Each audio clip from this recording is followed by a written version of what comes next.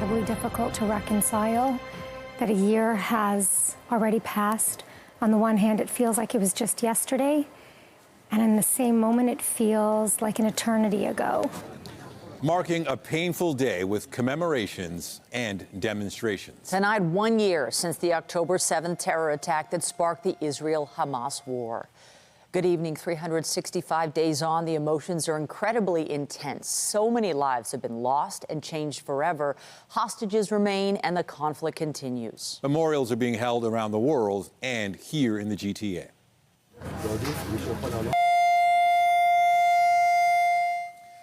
Sirens rang out in Israel to mark the exact moment Hamas launched the terror attack on Israel. 1,200 people were killed, with more than 250 hostages taken into Gaza. It triggered a conflict half a world away, with real repercussions here at home. We are live over the Lipa Green Center on Bathurst, where a marking one-year memorial is being held. The United Jewish Appeal and partner organizations hosting the event in North York this evening to mark the somber anniversary. And CTV's Sean Leithong has been speaking with people who are set to share their stories tonight. Sean. Olga, Naomi, Romashkin. עופר רון. צבי שלמה רון. נירה רונן. יחזקאל, חזי, רזילו. There are those who survived, those who did not, and those still living in that day. 1 year after the Hamas attack on Israel, personal stories reveal the brutality of terror. Even to myself, I can't describe what happened. I just realized that I understand that someone shot me. Noam and Noah Hanukkah were just a young couple expecting their first child, living in Mefel-Sim, a kibbutz just over a kilometer from the Gaza Strip. When the attack started, Noam was driving home, where he met gunfire along the road. This image showing his black car riddled with bullets. In the distance, the white pickup truck Hamas terrorists were firing from. And he was crying and apologizing and told me, "No, I'm so sorry, I'm going to die. I couldn't make it. Please take care of our little boy." Tiferet Lapidot was at the Nova Music Festival when the shooting started. She called her mother. That was her last call, telling her that she loves her, and they're shooting everyone. Tiferet had a chance to flee, but stayed to help her best friend, something that didn't surprise her uncle Harel. That was her character, and unfortunately, they shot her and her best friend. 24-year-old Romy Gonen was also at the Nova Music Festival. She was taken hostage, where she remains along with 100 others to this day. She has her entire life ahead of her, and she needs to come home. Each of these stories are part of a somber ceremony to be held outside the Lipa Green Center, hosted by the UJA Federation of Greater Toronto. Each a sobering reminder of the terrible price paid by innocent people that day. Noam Hanukkah made it to the hospital and was in a coma for 5 days, waking up in time for the birth of his son. Tiferet Lapidot was thought to have been kidnapped before authorities identified her body 10 days later. And the family of Romy Gonen cannot leave the pain until their loved one is released. If Romy can endure the past year and the year that she's endured, I think it is our responsibility to continue to fight and to advocate for her. Now, many of the stories are, of course, very different perspectives on what happened that day and how they were affected. But one thing that seems to be constant is many of the people I spoke to who were affected by this say they cannot believe it's already been 1 year. Reporting live, I'm Sean Leithong. Nathan, I'll send it back to you. Thank you, Sean. And CTV's Beth McDonnell is covering tonight's memorial at the Lipa Green Center and has more on what's expected this evening. Beth.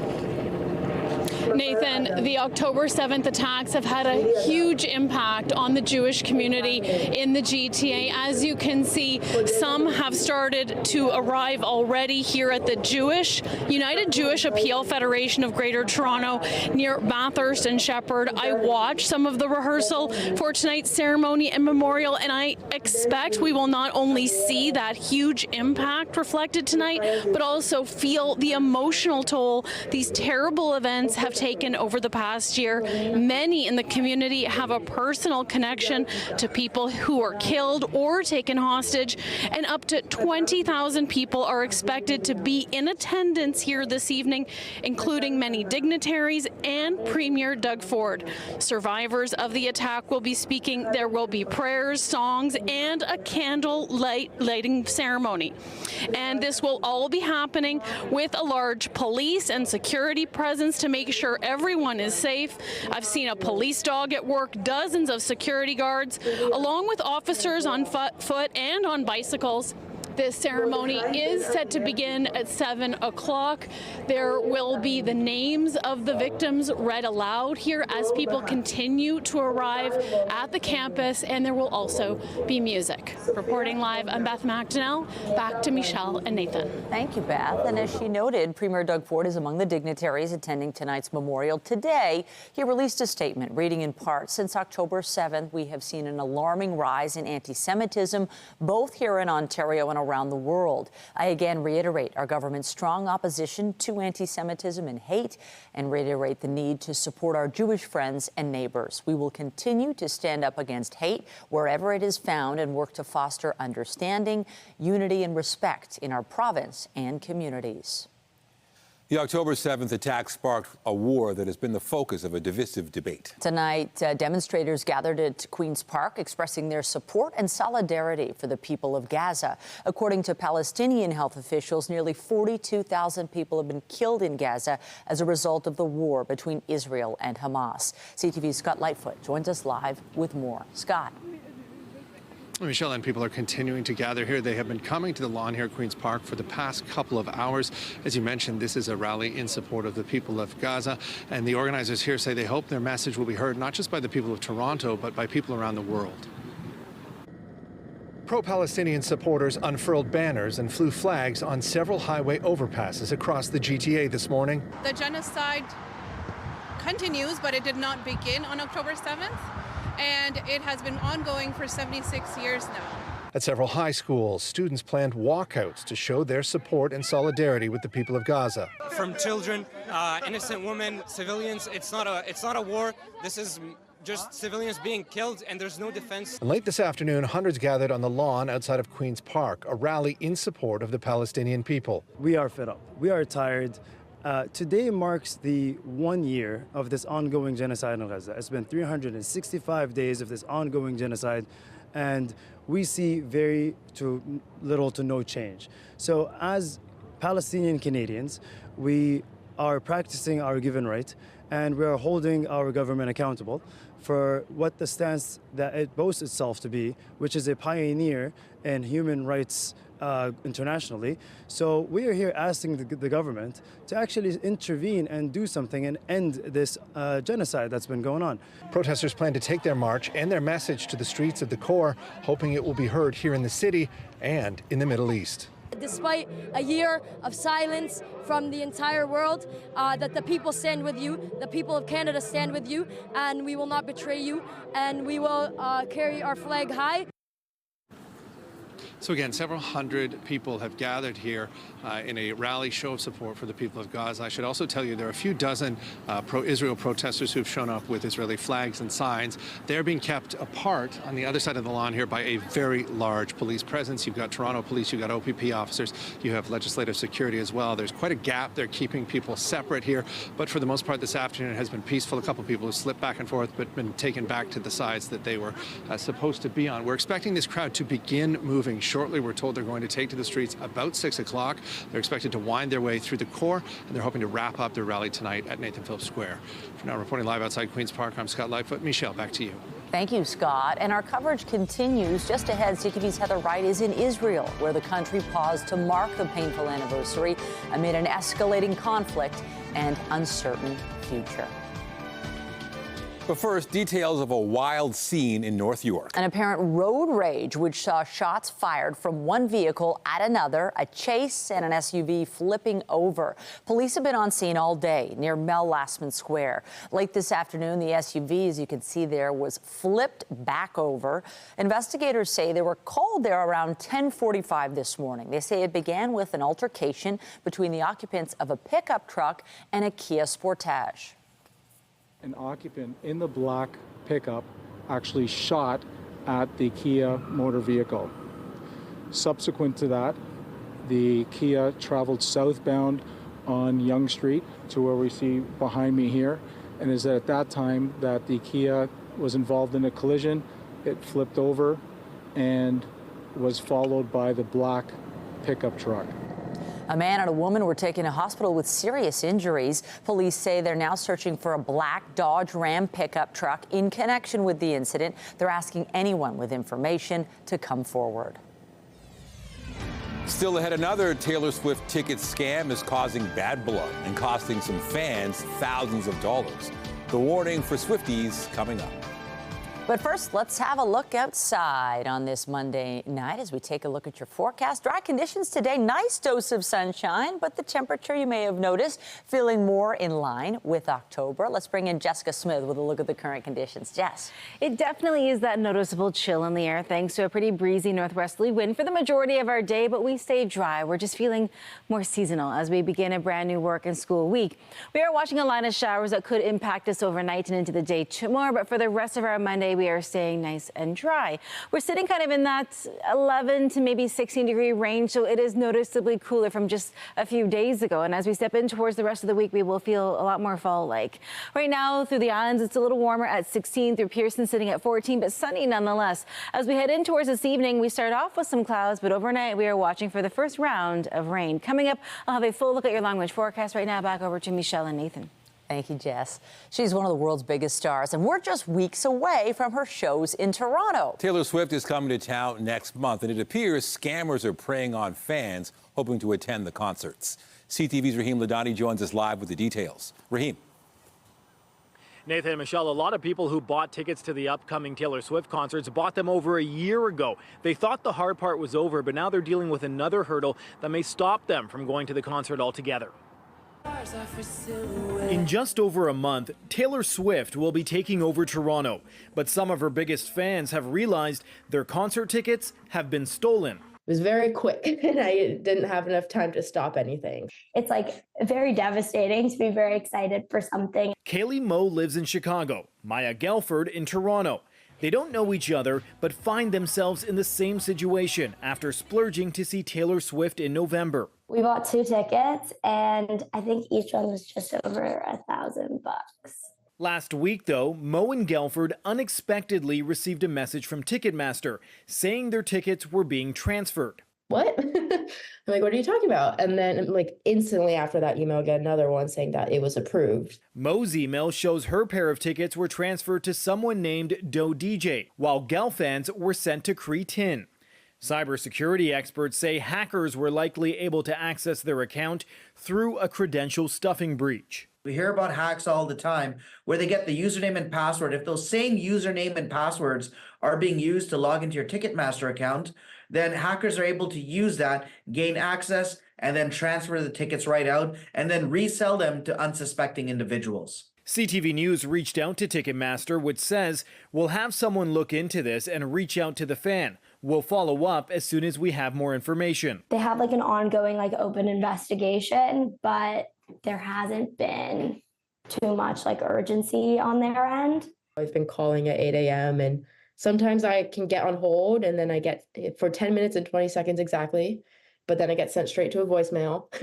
While there is still time for Ticketmaster to help Gelfand and Moe get their tickets back, there's a growing push to force ticketing companies to enable multi-factor authentication. So you get some sort of code or some sort of text that you need to enter before gaining access. It's important that these types of security features are not optional, but they're instead made mandatory. An extra security layer that could protect users against future fraud. Ticketmaster has not provided us a timeline for when we will get that update. As for proactive steps, the cybersecurity experts say to make sure you make these purchases on your credit card because it increases your chances of recovering your money from the credit card companies if you do fall into this fraud situation. Reporting live, I'm Raheem Ladani. Nathan, I'll send it back to you. Thank you, Raheem. Halton police have now charged a man with attempted murder in what's believed to be a random stabbing at Oakville GO Station. Police say a woman was stabbed in the back just before 1 p.m. yesterday. She was taken to hospital with serious but non-life-threatening injuries. Police arrested 23-year-old Matthew Valley of no fixed address near the scene. He's charged with attempted murder and breach of probation. Police say the victim and suspect are not known to each other, and they believe the attack was random. We turn to the start of a sexual assault trial of a Toronto city councillor. Michael Thompson, who represents Scarborough Centre, is accused of assaulting 2 women in Muskoka in 2022. CTV's Natalie Johnson has more. Toronto councillor Michael Thompson arrived at the Bracebridge Courthouse today, set to face 2 charges of sexual assault in a judge-only trial. It is alleged Thompson sexually assaulted 2 women at a Muskoka cottage on Canada Day weekend of 2022. Today, the Crown laying out its case, painting a picture of Thompson allegedly orchestrating a weekend at the luxury property that he billed as a networking event to several young women, who arrived to learn the getaway was not what they'd thought, alleging Thompson encouraged them to drink beer and wine and do shots, smoke marijuana, and take off their clothes. Quote, he suggested to everybody to test the bounciness of his bed, a witness today told the court, describing the tone of the weekend amid continuous offers of alcohol. Quote, he encouraged a certain flow of events. With this power dynamic established, I was sort of going along with things in his preference. What he suggested, I did. There's a part of me that didn't feel much of a choice. You do what is suggested and move forward, appeasing his wants. That witness had gone up to the cottage with Thompson after meeting him at a Yorkville gallery where he offered mentorship and career support, what she described today as false promises. The witnesses recalling 2 points at the cottage where Thompson told her, quote, feel free to get naked. In the first instance, I said, no, I'm good. I was stunned and confused. A second time, while on a boat, he said it again, feel free to get naked. I did not comply with that. I kind of froze. I was really uncomfortable. I didn't know what to do. It was later that weekend that 2 other women arrived at the cottage, the 2 complainants in this case. The Crown today telling the court that in the testimony ahead, 1 woman will testify that Thompson massaged her sexually against her will, and the second will allege that she woke up after falling asleep drunk to find Thompson standing over her, that he led her to a different room and, in the words of the Crown, quote, forced himself upon her, despite her repeatedly telling him no. Thompson has pleaded not guilty to the charges. The 5-day trial continues on Thursday. Natalie Johnson, CTV News. Meanwhile, Canadian billionaire Frank Stronach's sexual assault case is being moved to Toronto. Lawyers for the 92-year-old appeared in a Brampton courtroom today. Stronach is facing 18 charges in connection with alleged incidents dating back to the late 1970s. Prosecutors wanted the trial moved to Toronto, as that's where most of the offenses are alleged to have occurred. We have more now in our top story, marking 1 year since the deadly October 7th Hamas attack on Israel. It was a solemn and emotional day in Israel where memorial services were held in honor of the victims. CTV's Heather Wright reports. At 6:29 a.m., a DJ put on the last song that was played at the Nova Music Festival 1 year ago. Seconds later, it stops, marking the moment Hamas fighters stormed into Israel and began their rampage.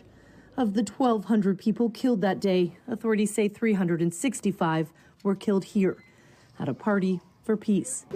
Today they were mourned and remembered. This is where she was. This is where she was happy in the last her moments. It was here. Memorials were held across Israel today, filled with grief as well as anger.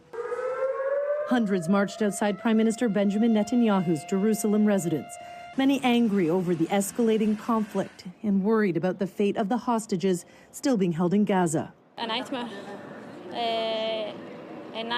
that we are living it. Shiri's wife. Alfrey Bibas's brother, sister-in-law Shiri, and nephews Ariel and Kafir Bibas were kidnapped on October 7th. The boys are the youngest held in Gaza. Hamas claims Shiri and her sons were killed. Israel refutes the claim.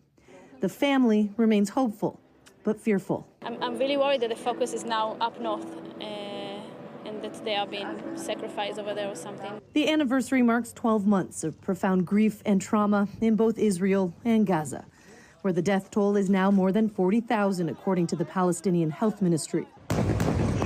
While Hamas has been degraded, they have not been defeated. Several rockets were fired at Tel Aviv today. And as Israel conducts fresh operations in northern Gaza, people are once again being told to leave. We don't know where to go, Rawa Abu Jamia says. We couldn't find a safe place. nowhere in Gaza is safe. Sarah Davies is with the International Committee of the Red Cross and is in Rafah, where thousands are living day by day in makeshift tents. To be very honest, people here don't have the luxury of thinking about the future right now because they're surviving every hour or every day or every week. Many Israelis, too, feel stuck on October 7th, 2023, unable to move forward, demanding an end to the conflict. Stop this war. I want my cousin back. There are growing calls here for accountability from the government for its failures in preventing the attacks of October 7th and for not intervening sooner during the rampage. Israel's prime minister has said any investigation must wait until the war is over. Heather Wright, CTV News, Tel Aviv. In Ottawa, Canada's Foreign Affairs Minister said nothing can justify the violence and terror unleashed on October 7th. It's been a year and innocent people are still being held hostage by Hamas. Canada will not stop calling for the immediate release of all hostages. This includes returning the bodies of those brutally killed while they were in captivity. We must all stand up to the rising tide of anti-Semitism and hate we see in our country that has only worsened since October 7th. Julie stood in the House of Commons to read the names of each of the Canadians killed and reinforce the government's support for the Jewish community.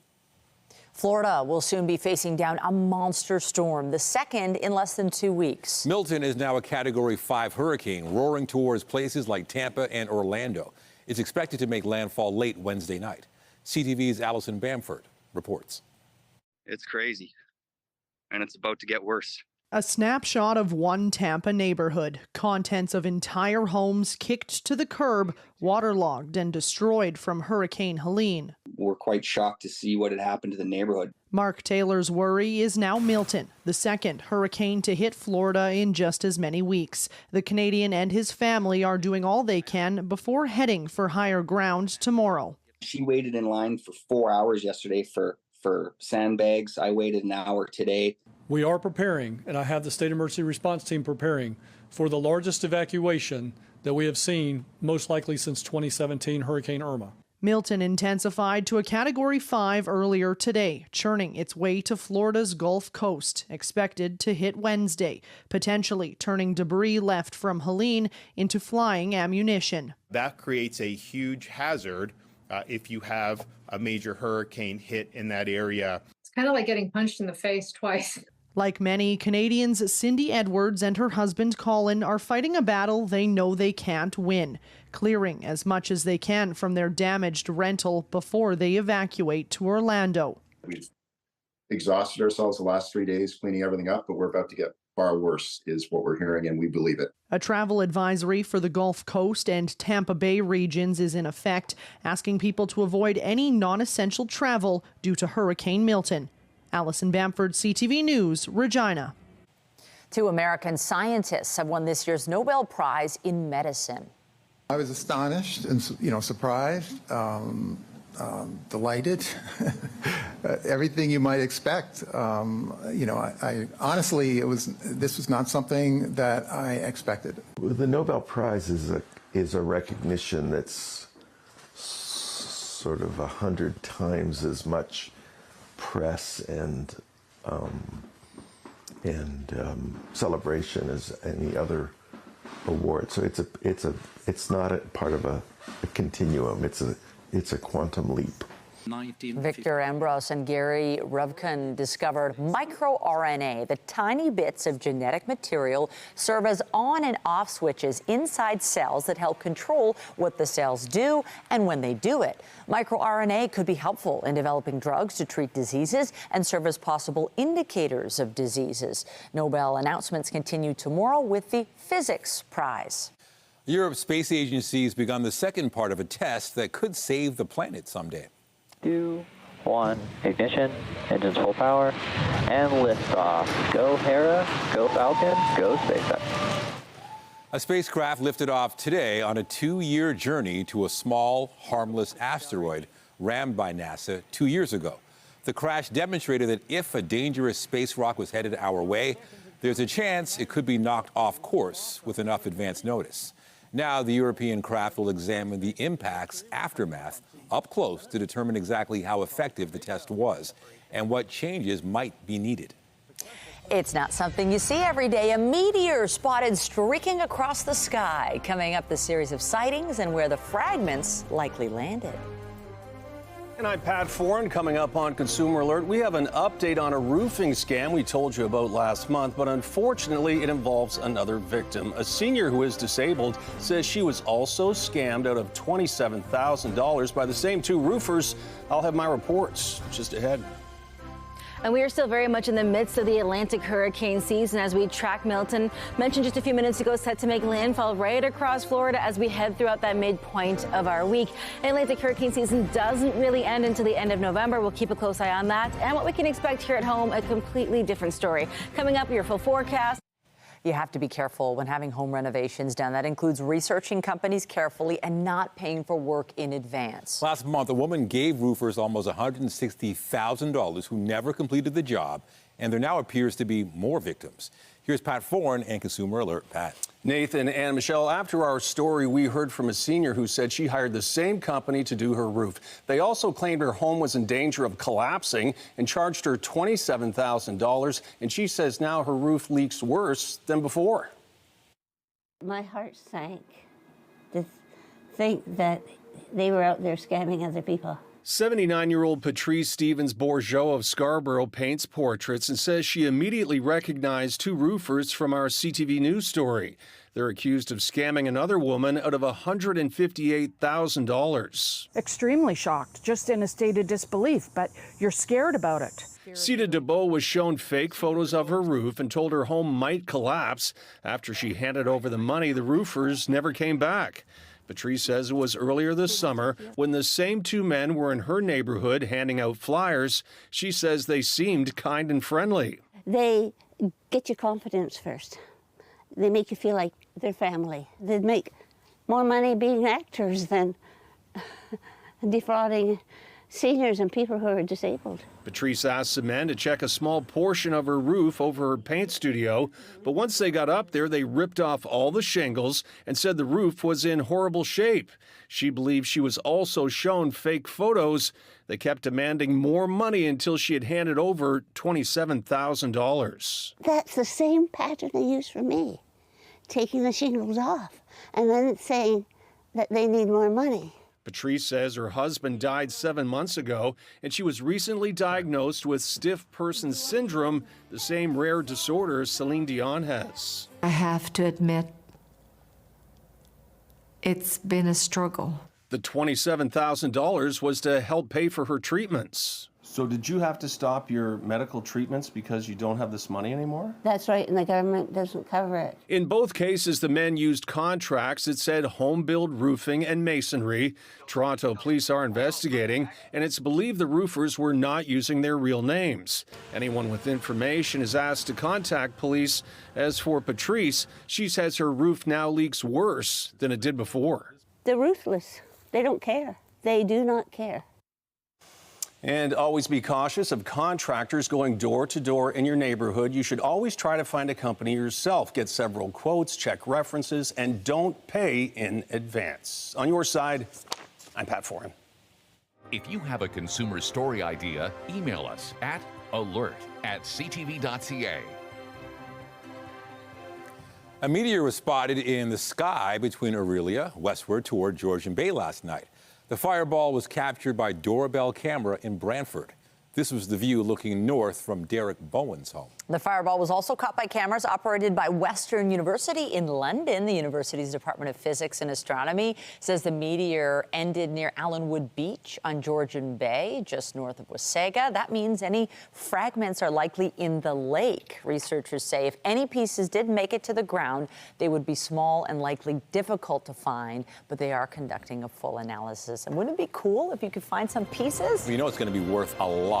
Right? So I missed that. I did notice some nice weather over the weekend. weekend, and hopefully it'll continue. It was warm, right, with the sun, and it definitely, you feel that contrast today. It freshened up quite a bit. It did, and a wind direction change has a lot to do with it, northwesterly or westerly, honestly, for the majority of the week ahead. So it won't be cold. We're just seasonal for the first time this entire season. And as we step in towards Friday, that's when things start to switch back to the warmer fall weather temporarily. But it has been one of those days where it's not cold, but it's not hot. We're kind of in that sweet spot, but we are going to see the breezier conditions let up as we head in towards the evening. But the cloud cover, gorgeous throughout the day today. Just some really puffy light clouds out there, peaks of sunshine coming through, and truly it's just been a really seasonal fall day. It just feels so cool in comparison to how warm it has been to start the meteorological and astronomical fall seasons. We really are holding on to what should be more traditional fall weather for the next few days before a bit of a rebound takes place as we head in towards our Friday. But it is only Monday, so we will look at the whole week ahead. Temperature right now, we're sitting at 14. We've cooled down about 2 degrees in the last hour or so. And the sunset time now just after 6:50 p.m. So it's getting earlier and earlier. It's getting dark out there. Temperature-wise, we're sitting fairly seasonal. Again, we've had such a warm start to the fall season, but we're kind of stepping more into what is the normal range for this time of year, and it is fresh. Braincroft, for example, they'll be at just 2, but their seasonal norm is 3. Into the day tomorrow, still dealing with a pretty breezy westerly wind, a very seasonal day ahead of us, but we are going to see a few light showers make their way through. The bulk of any kind of significant low is out of Ontario, but as we kind of sit in towards the day tomorrow, we're looking at a bit of a trough kind of extending down, bringing some snow to portions of northern Ontario. For us, we're just looking at some leftover very light showers. So timing it all out as we head through the rest of our evening. It's not so bad out there. Pretty nice. A clear night to start. As we head right through about 1:30 in the morning, we're looking at a round of showers making their way across southern Ontario. That includes the GTA. To kick off our Tuesday morning, decent amount of sunshine, but we will see some scattered showers continue as that trough swings its way across, bringing unsettled weather. By no means a downpour throughout the day, but we are looking at heavier showers into the late afternoon, and then we get a bit of a break overnight. Almost a rinse and repeat forecast as we head in towards our Wednesday morning. Again, it starts off sunny, and then we're watching for some scattered shower. Most of this falling, though, as cloud cover on Wednesday. Temperature-wise, it's not far off the mark for where we should be this time of year throughout the day tomorrow, but we do cool down pretty significantly as we head in towards our Wednesday as those showers really finish out. We're looking at just 12 for the high, 4 for the low, and then we rebound just a little. We're still looking at a westerly or northwesterly wind into Thursday. It's Friday when it becomes southwesterly. A much warmer wind pushes through, so temperatures will respond accordingly, up to 19 for that high and 10 for the low.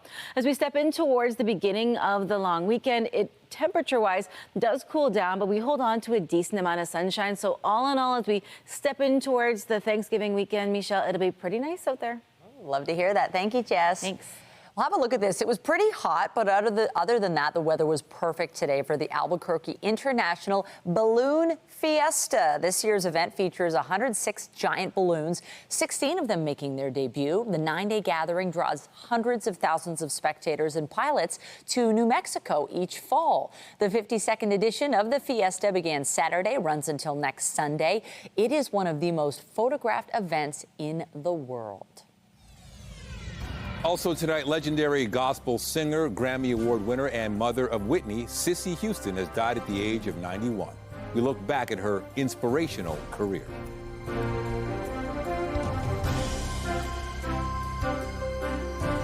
New funding was announced today for youth dealing with mental illness. It's for an initiative at Toronto's Centre for Addiction and Mental Health. And as CTV's health reporter Pauline Chan tells us, it focuses on early intervention for patients with psychosis. I represent the 3% of the population who will experience psychosis in their lifetime. I was hearing voices for 24 hours a day, over 9 months straight. The voices told her that her food was poisoned and that she should even kill herself. But fortunately, Augustina Ampovo got treatment within a couple of months. Psychosis is a mental illness where the brain mixes up what's real and what's not real. Like so many, Augustina was in her early 20s when she was dealing with psychosis. 50% of mental health problems are established by age 14 and 75% by age 24. In other words, CAMH, with over 500 mental health beds, is primarily full of people who developed chronic mental illness in their youth. that we didn't access in time or in the right way to give them hope for recovery. Today, our government is announcing a $19 million investment to expand the provincial early psychosis intervention program, ensuring those experiencing some of their first mental health challenges can connect to the care they need earlier on their journey to wellness. The new funding for early psychosis intervention, or EPI, will focus on the 14 to 35 age group. It shows the importance of spreading and scaling early psychosis intervention programs across Ontario. Knowing that an EPI program literally saved my life is very near and dear to my heart. Dr. George Fusia says the funding will help with treatment for psychosis, which currently includes medications as well as other therapies. There's a few interesting innovations that are possible through this work. So one is the standardization of care across the province, so that no matter where you live, no matter what your postal code is, that every Ontarian has the opportunity to access the same high-quality care. And the hope is to integrate new treatments as they are developed. Pauline Chan, CTV News. Celine Dion surprised her fans, making a special appearance during Sunday Night Football. Their love affair. Well, maybe not love the way I usually sing about it, but still, you know, work with me here. I mean, when you touch me like this, when you hold me like that, it kind of fits, no? The promo was set to her song, It's All Coming Back to Me Now, and highlighting the rivalry between the Pittsburgh Steelers and the Dallas Cowboys. At the end of the video, the icon took part in a football tradition and had Gatorade poured over her head. Earlier this summer, Dion made a comeback performance at the Paris Olympics. It was her first public performance since she announced her stiff person syndrome diagnosis in December of 2022. After the break, the Leafs signed a pair of forwards to one-year deals as the team looks ahead to the start of the regular season. Even to myself, I can describe what happened. I just realized that I understand that someone shot me. Updating our top stories, a survivor recounts the horror of the deadly Hamas attack on Israel 1 year ago today. There are memorial services in Israel, the GTA, and elsewhere, remembering the 1,200 people who were killed and the hostages still being held. A memorial is being held this evening at the Lipa Green Center on Bathurst. Despite a year of silence from the entire world, that the people stand with you, the people of Canada stand with you, and we will not betray you, and we will carry our flag high. There were displays of support in the GTA for Palestinians today. A rally was held at Queen's Park. Banners were unfurled and flags flown on several highway overpasses, and a number of high school students planned walkouts. The sexual assault trial of Toronto City Councillor Michael Thompson began in Bracebridge today. The Crown presented its case. It's alleged Thompson assaulted two women at a Muskoka cottage on Canada Day weekend in 2022. He's pleaded not guilty. The 5-day trial continues on Thursday. Remember to keep up to date day and night at ctvnewstoronto.ca and by downloading the CTV News app. On the markets, the Canadian dollar was down about 1/4 cent to 73.41 US. Oil was up to $61.06. And the TSX Composite Index ended at 24,102.71, down more than 60 points. The Business Report is brought to you by Canadian Western Bank, the bank built for business. What do Canadian singer Salome Bay, David Bowie, and Van Morris, and countless other performers all have in common? They were all backed up by singer Cissy Houston. Cissy Houston has passed away at the age of 91. She is perhaps best known as the mother of Whitney Houston. But as CTV's Andrea Case reports, the lifelong entertainer had a deep and enduring career of her own. And you against the world. We have come to know her as Whitney's mom, Cissy Houston, born Emily Drinkard. You could say she was born to sing, performing at New Hope Baptist Church in Newark, New Jersey in 1938. At the age of 5, she began her singing career with her sister and 2 brothers.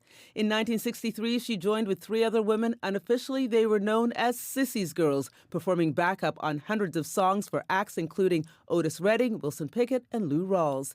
In 1969, they got a call from Jerry Wexler Elvis Presley's music producer. They went to work singing backing vocals for Presley in Las Vegas. Houston said it was a gig and a good one. It was Wexler who gave the group the name The Sweet Inspirations. Sissy always believed the group failed to receive the credit they deserved with their own singles Sweet Inspiration, Let It Be Me, and Unchained Melody. She left the group because she wanted to raise her family and concentrate as a solo artist. And she was an inspiration. Her version of Midnight Train to Georgia inspired Gladys Knight to record it. A dozen albums followed and a disco hit. The church was always a part of her life, and it was her gospel recordings which landed Houston 2 Grammy Awards.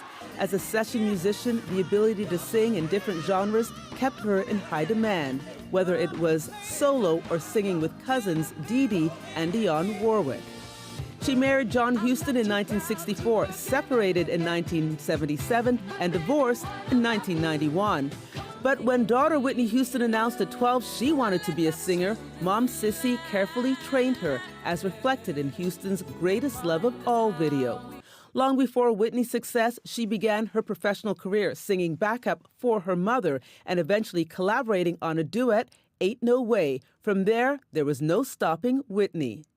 Sissy Houston was in hospice care at home for Alzheimer's disease. Her daughter-in-law, Pat Houston, said in a statement, Mother Sissy was a woman of deep faith and conviction and died in her New Jersey home today at the age of 91.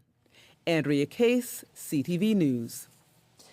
Turning to sports, the Toronto Maple Leafs signed 2 players today who came to training camp on professional tryout agreements. Max Pacioretty will earn a base salary of nearly $874,000 after signing a 1-year deal. The veteran forward returned to action last season with Washington after tearing his Achilles tendon for the second time the previous year. Pacioretty had 5 points in 4 preseason games with Toronto after arriving in camp to try and make the team. Training camp was unlike anyone I've ever had, in the sense where, you know, you're trying to use it to get into shape and get ready, but at the same time you're trying to impress people. So it was unique in that sense. It was a very hard camp in a good way, exactly what I needed in terms of that to get up to speed. The Leafs have also signed Stephen Lawrence to a 1-year contract. The 6'4" center from Kitchener will earn $775,000 this season. The 28-year-old won the Stanley Cup with the Florida Panthers in June. He played in 4 exhibition games with Toronto, notching 1 goal. Today, Lawrence said he is thrilled to be joining the team. Very special. Obviously, starting even before camp, coming down here, just going through the facility and starting to meet everybody, and then the little pre-skates for camp, and then going through camp, just the whole process. Everybody's been very welcoming. So to be able to, officially sign and be able to go forward with a group like this is just super special. So I'm excited to get things going. The Leafs also signed 23-year-old defenseman Cade Weber to a 2-year contract extension that begins in 2025-26. A Canadian soccer icon is set to make an impact off the pitch. Christine Sinclair is joining the ownership group of Vancouver Rise FC. The Burnaby native says she's excited to share her passion to help the team grow and wants every little girl in British Columbia and Canada to be inspired to play or coach or manage. Sinclair will join majority owner Greg Kerfoot ahead of the National Super League's first season starting in April. She will retire from playing professional soccer later this year. The Raptors kicked off the preseason last night, taking on the Washington Wizards in Montreal. Carton now quickly into the front court to Boucher. The Raps jumped out to an 18-point lead in the first quarter. They never let the lead go, winning the game 125-98. The team will be in action Sunday to play the Boston Celtics. They will open the regular season October 23rd against the Cleveland Cavaliers.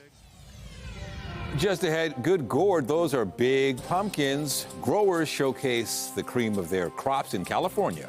Find out to what extent the winner tipped the scales in just a few minutes. Finally tonight, they are the cream of the crop. Gargantuan gourds weighing hundreds of pounds. Some of the biggest pumpkins ever took center stage at a competition in California. One of the organizers of the Elk Grove Giant Pumpkin Festival described it as the Super Bowl for growers. It began after a couple of them pitched an idea 30 years ago. They asked if they could hold a pumpkin weigh-in in town so they wouldn't have to drive so far to weigh them.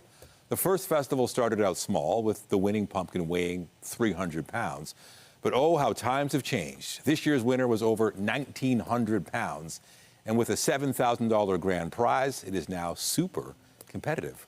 Man, how's that for? That's a lot of pumpkin. It makes you Something wonder to what's carve. in the water there. How do you get them so big? You make so many pies. Steroids? Okay. It's just, when I was at the Markham Fair last week, I saw they had one of those big pumpkins. Not quite that big, but still, it is so cool. But I mean, having nice weather helps you grow pumpkins. I'm not a pumpkin expert by any means, but I would assume that nice weather helps you grow pumpkins. It is cooler this week. We are trending towards a much more seasonal point. So maybe less growing and more eating pumpkin pies and the seeds. As we make, I know, now I'm hungry.